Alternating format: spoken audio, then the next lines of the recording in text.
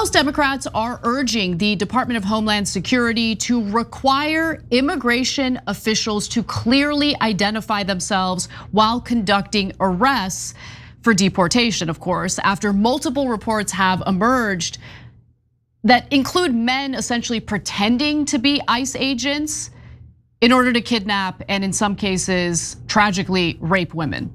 I'm not kidding, there are specific instances that I'm gonna detail in just a minute, but these ICE agents are often seen conducting raids fully masked, without proper identification. They're usually wearing plain clothes. And I understand the reasoning for it. I understand why they're doing that. They're worried about being doxxed. They're worried about dealing with violence or getting confronted by violence. There have been some examples of that, video evidence of that. However, there's also a significant downside to doing raids and arresting people when you're in plain clothes. Because how the hell is anyone supposed to know that you're actually a legitimate member of law enforcement of any kind, right? And on top of that, there are bad actors who will take advantage of that type of situation. So there have been at least 3 instances of men impersonating ICE agents in order to hurt women.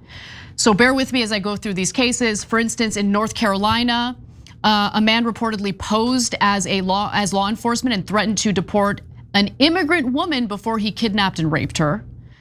In Maryland, a man allegedly approached a Latina woman in a parking lot, flashed a fake ICE badge and told her to get into his car or face deportation. He reportedly raped the woman in his car before law enforcement was called. And then finally, a third story involving a New York man who allegedly was posing as an ICE agent, punched a woman in broad daylight and tried to rape her before stealing her phone and purse. So identification is really important in this case, especially because you don't want someone to assume that they're being kidnapped by someone who is just a random criminal when they could be an ICE agent, right? And then on top of that, again, through these examples that I just outlined, there are bad actors who are taking advantage of the lack of identification situation, and they're posing as ICE agents in order to kidnap women and harm them. So the Democratic Women's Caucus is demanding action here in a letter to DHS Secretary Kristi Noem and other Trump administration officials that was signed by 33 members of the caucus. They urge agents to visibly and clearly identify themselves when conducting immigration enforcement activities, to stop enabling impersonators who leverage women's uncertainty and fear of immigration consequences to rape, harass, and abuse them. In the letter, they write that all of our lives, we are taught to fear masked men in unmarked vehicles. As a woman, I can attest to that. That is very true. We learn we should run from such men to avoid being kidnapped, sexually assaulted, or killed. Yet ICE is increasingly conducting raids and arrests in masks, plain clothes, without visible identification or badges, using unmarked vehicles. Tactics that cause confusion, terror, and mistrust among the public. And so I totally agree with that. I also see the perspective of the agents who don't want to be doxxed or met with violence. But why can't we just arrest the people who are hurting them, confronting them with violence, and instead do your job, identify who you are so there isn't confusion and people can easily identify that you are legitimate law enforcement? Yeah, I'm much harsher on this. It's nonsense, ridiculous. And this is authoritarian crap. There's a reason why our cops are not in mass. There's a reason why they have their badges visible. Right. There's a reason why they get warrants. There's a reason why you can get their name anytime you want. Because law enforcement should not be done in shame. There's a couple of other reasons, very important reasons, but people leave that one out. No, law enforcement is supposed to protect and serve. It's supposed to be there to help the community. I know that oftentimes it doesn't, and we get frustrated by that, and we ask better of them, right? But they're supposed to help protect us. They're supposed to be of us, by us, right?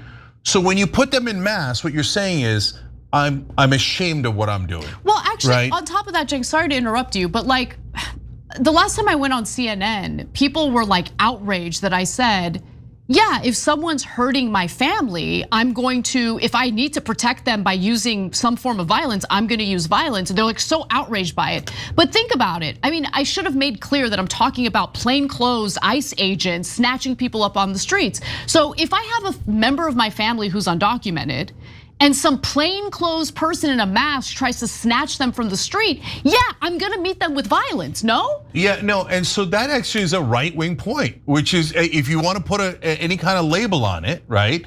And so I think the right wing in this country was much more likely to say, yeah, if a masked guy comes into my house without a badge, I'm shooting him in the face. Right? I'm not saying that. I don't own a gun. I don't think it's the right way to go. But I've heard, don't tread on me. And I mean, they would say it about tyrannical government. They would, the Bundys said it about federal law enforcement, etc. But a rando coming and snatching up your wife in the middle of the street with a mask on and no badge? And you think that person's a rando? Because how are you supposed to know? How? That's the whole point of the badge. Yeah. That's the whole point of the goddamn badge. All right, so look, there's one, you're saying I'm doing something terrible, and that's why I'm covering up my face. And I don't want you to know who I am. Okay, already disastrous. Number two, we don't know who you are. So now it creates chaos and it allows people to come in and pretend they're cops. And you can't tell them because the cops won't show badges or their face, so you can't tell. So I mean, come on, guys, they're now literally raping women with this trick. Well, you're still going to be in favor of the mass, right? And the third is what kind of country are we? Are we a free country, or are we the kind of country we're run by a tin pot dictator that sends goons with no badges and masks to kidnap people off the streets? Brother, if you're doing it right, you don't have to do any of that, okay? When you do that, you're basically saying, I know I'm doing something wrong and terrible. That's why I'm covering up in shame. Yeah. Last thing is, I know their excuse. Their excuse is, oh no, they're arresting really dangerous people. And if those dangerous cartels or whatever finds out who they are, their lives might be in danger. Look, guys, there are cartels. They are arresting some dangerous people, or they did way back in the beginning, like the first 3 weeks, right? They were already out of those guys. No, those days are out the window. Yeah, these are normal, innocent people, generally speaking. But okay, even if you don't think so, it doesn't matter. Okay, like so, they're so dangerous because they arrest gang members. But cops arrest gang members all the time. Cops in LA are dealing with the MS-13, 18th Street gang, etc. They don't wear masks. Okay, in Chicago, they're arresting dangerous criminals all the time, everywhere. By definition, cops arrest super dangerous people daily. So should they all wear masks? Should they take their badges off, let alone the cameras, etc.? No, that's not how we run a free society. That's how you run a dark, disastrous society. Well, we live in that society, so congratulations, everyone. Every time you ring the bell below, an angel gets his wings. Totally not true, but it does keep you updated on our live shows.